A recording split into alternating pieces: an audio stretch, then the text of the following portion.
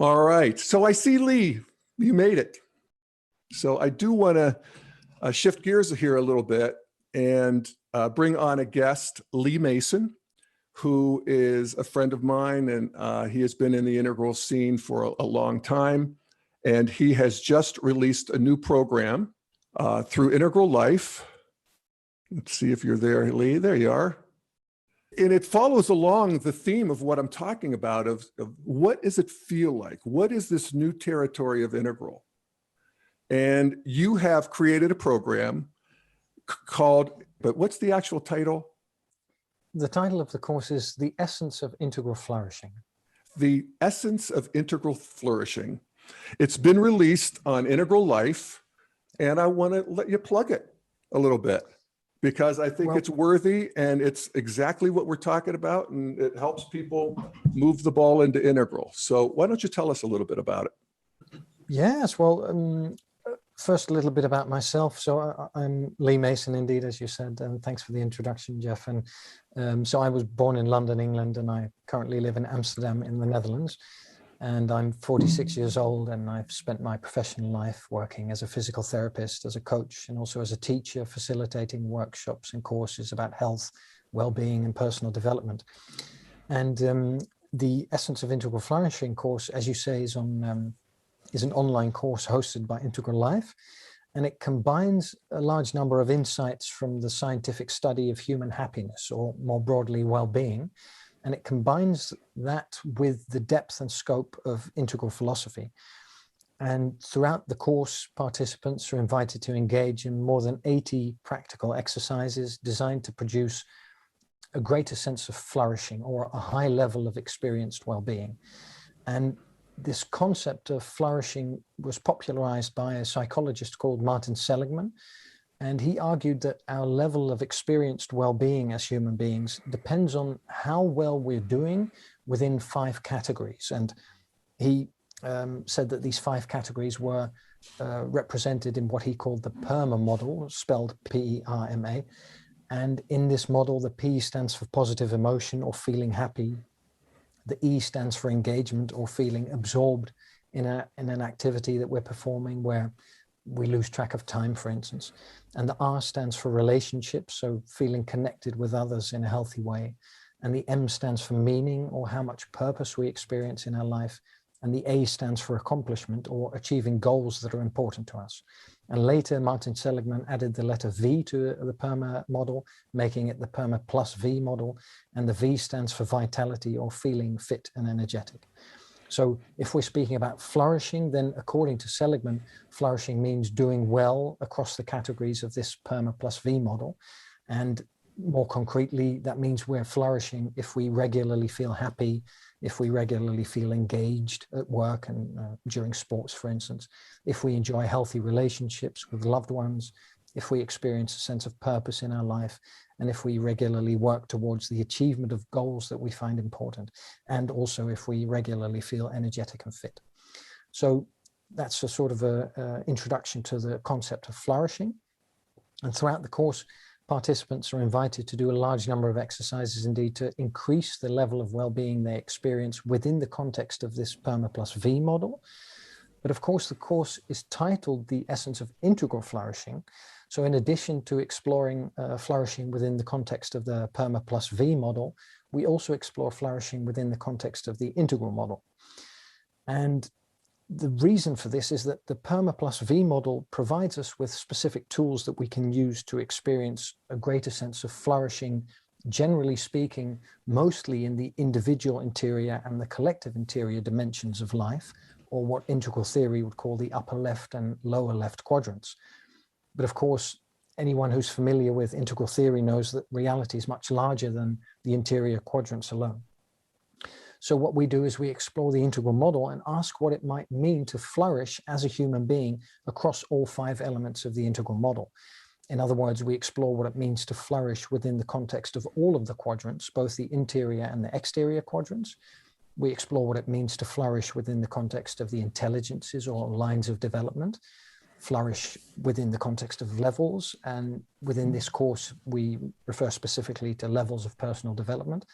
And also, what does flourishing mean within the context of types?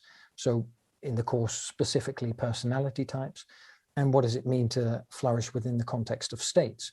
And in the course, we specifically look at states of consciousness. So this, the Essence of Integral Flourishing course, it invites participants to increase their sense of flourishing, both within the context of the PERMA plus V model, as well as within the context of the integral model. Yeah, wow. Well, that's it's what integral can do, is to, include all aspects of reality, basically. And so that you can, in a way, index and see, where am I strong? Where am I not so strong? What am I paying attention to? What am I not paying attention to? And, just helps us do that, really. When I think of, what is it that makes me happy? And happiness is slippery, don't you think? Because if I make it my goal to be happy, it's almost like sentencing myself to unhappiness. I remember reading, so you're talking about Martin Seligman. He's the founder of positive psychology. He's very famous, made a huge impact in the culture about happiness. And I loved reading his books, and there's a whole industry on happiness. And I forget who it was. It wasn't him, but it was a book I read. And the woman, the thing that I remember about this book about happiness was the key to unhappiness. And she defined it as self-focused rumination. So if I think of what, again, trying to be happy is basically put you in that category, you're in this self-focused realm where it's not going to work. But what makes me happy is, I think, the feeling that I'm growing. And maybe that's because I'm into this whole evolutionary thing, which, the idea is we're all growing. I mean, growth is built in. It's like my tulips out in the garden, they can't help themselves. As long as there's water and sunshine and everything we need, then growth is built in. And what do you think of that? I mean, how does that land with what you're talking about? Well, it's a very wise addition to the study of happiness or well-being, indeed, because there's been research done that people who pursue happiness without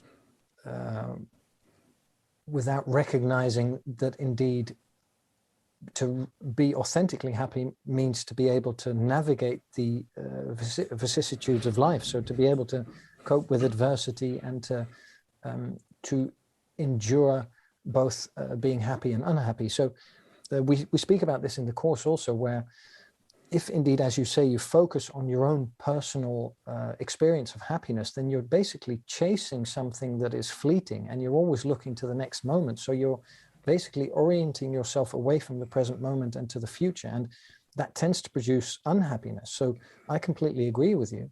And to your second point, where you say that development and growth is one of the things that brings you happiness. And I've shared this with you before, because I've followed you from some of your earliest work with the Daily Evolver. And I've said before that if I compare your perspectives that you opened with when you just started with the podcast, and if I compare them with your present perspectives, then I really see a great degree of growth. And I've always found it very noble of you and very brave that you've done that in public. Because if I look back on things that I used to think, my perspectives that I've outgrown, I'm actually very pleased that they're not in the public sphere. But you've taken yourself as an experiment, as a living experiment of growth. And as such, you, to me, are a role model of development. So thanks for doing that. Yeah, fantastic. Yeah, well, I am drawn to this idea of moving into a new stage of human history, basically, the integral stage, where we integrate the best of what came before and we become less identified with any single perspective or worldview. We identify more with the space that accommodates multiple worldviews. We can move between them. You know, we can see what's good. It's almost like when we do that, any situation calls forth automatically. It's like the loving intelligence of the universe is invoked, and we see what's appropriate or not appropriate. We were talking a little bit off camera. You were talking about just skillful means, you know, just to do what is appropriate without worrying about what ideology it supports is a new ballgame. And we do that by paying attention to these finer points that you're laying out in your program here.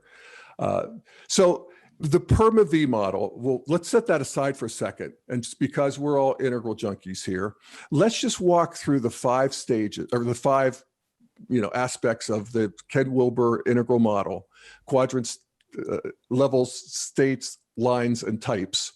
And just give a, you know, little paragraph on what you're doing in each of these domains. So we start out with the quadrants, and that's also because Ken Wilber, of course, himself, the founder of integral theory, said that he sees that as the largest aspect of the integral model, because everything fits in there basically. And what I've done is I've sort of set it up so that you can enter the course even if you know nothing about integral theory, but also if you do know a lot about integral theory, we'll go into various nooks and crannies and take various routes that you might not have contemplated or considered. So we go into the theory of the quadrants and why they're composed as they are. And then we also have a look at what does it mean, for instance, to experience meaning within each of the separate quadrants. So what does it mean, for instance, to live a meaningful life from the perspective of the upper right quadrant?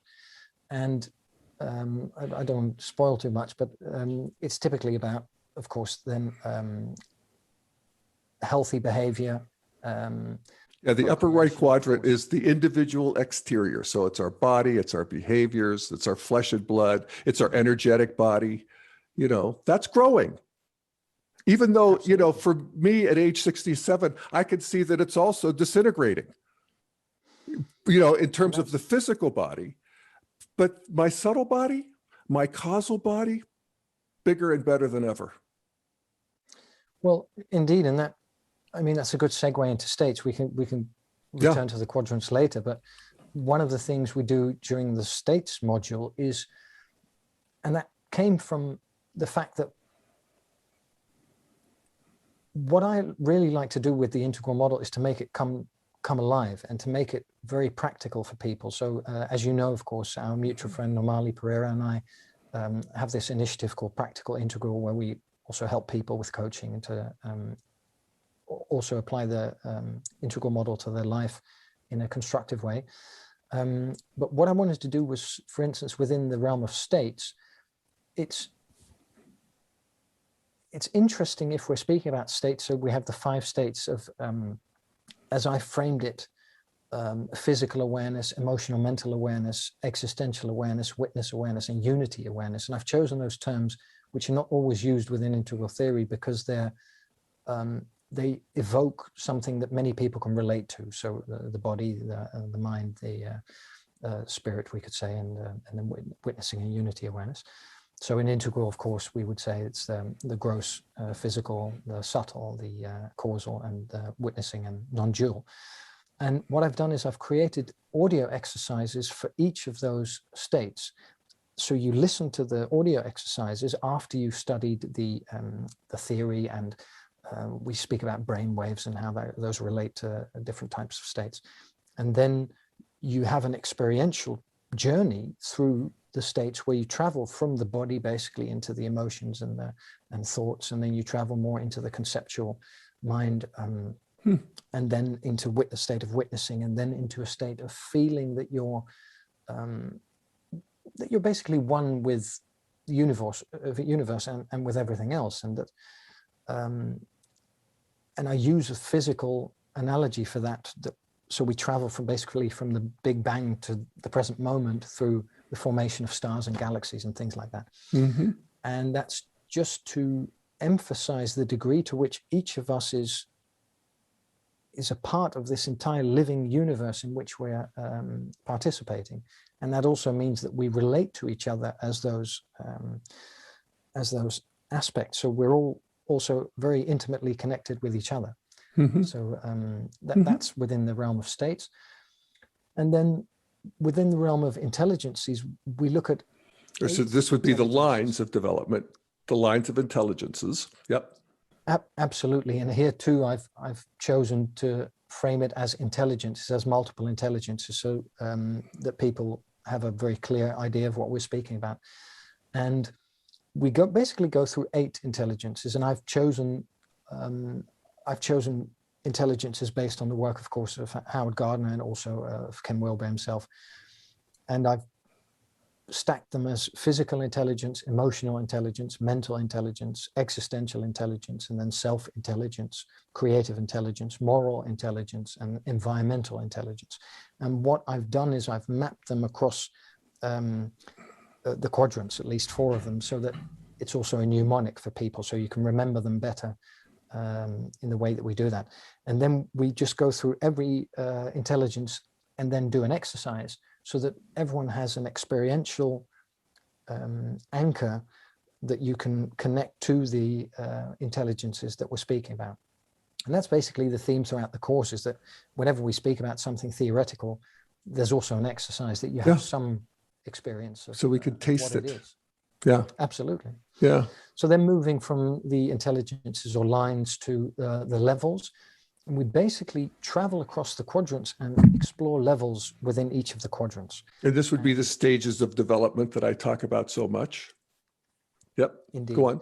But it's perhaps also good to mention, Jeff, that the reason that I'm using these words so specifically is because I've had some students who had difficulty remembering the 5 elements of the integral model. So I thought, how can I create an acronym? So an abbreviation that's a word. So I came up with quilts, and then the Q is for the quadrants, the I is for the intelligences, the U is for the levels, the T is for the types, and the S is for the states. So if you remember quilts, then you can remember the 5 elements of the integral model. So within levels, indeed, we sort of look at levels within each of the 4 quadrants, and then specifically focus on the upper left quadrant levels of individual development, so that people can connect the theoretical knowledge to their own developmental process in life.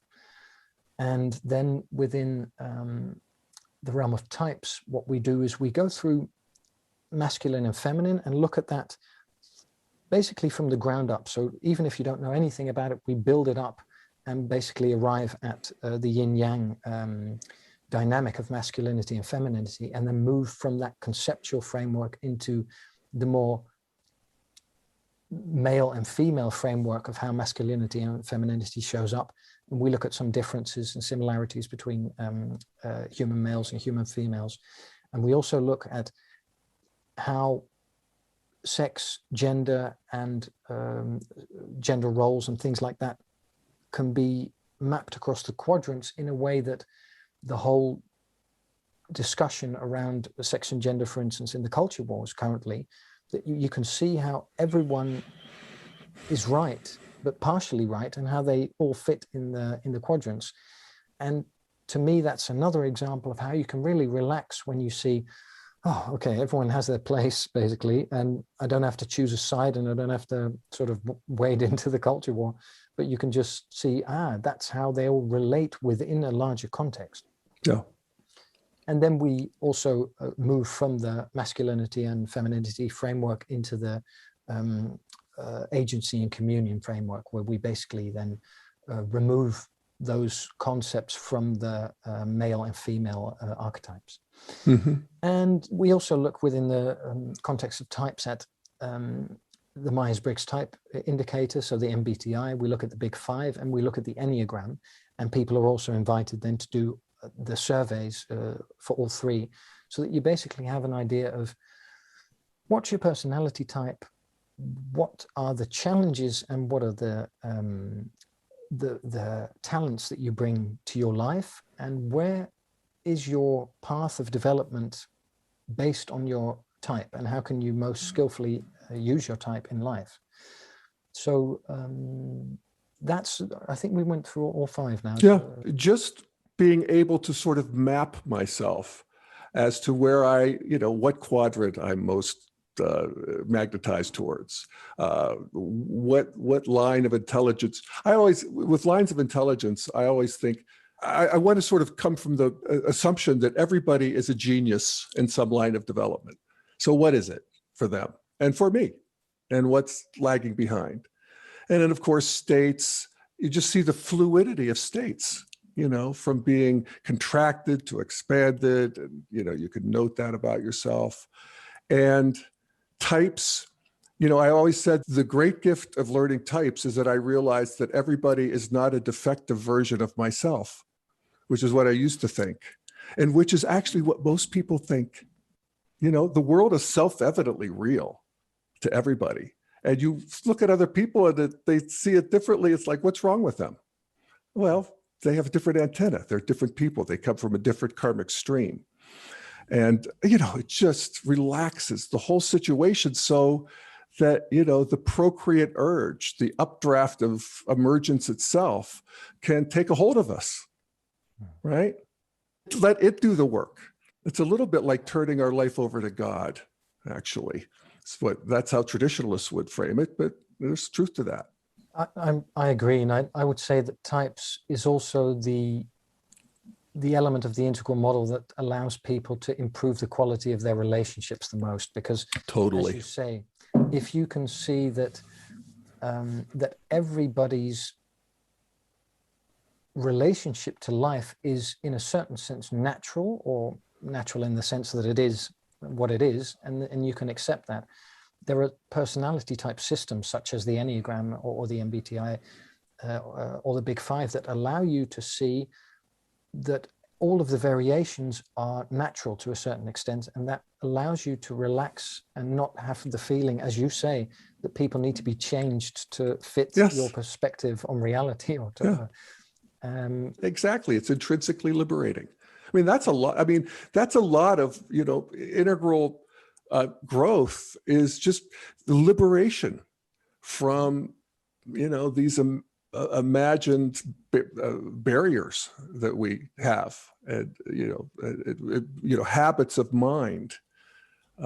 So anyway, well, thank you, Lee, for doing it. It's on Integral Life.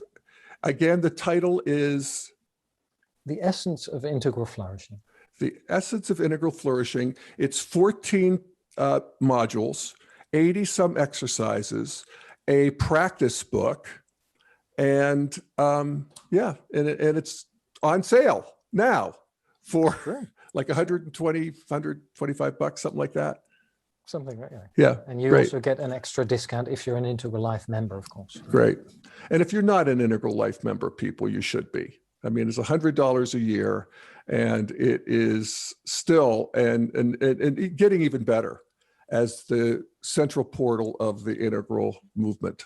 So thank you, Lee, for doing that. Anything, if people are interested in finding you for coaching or more about you, where would they look?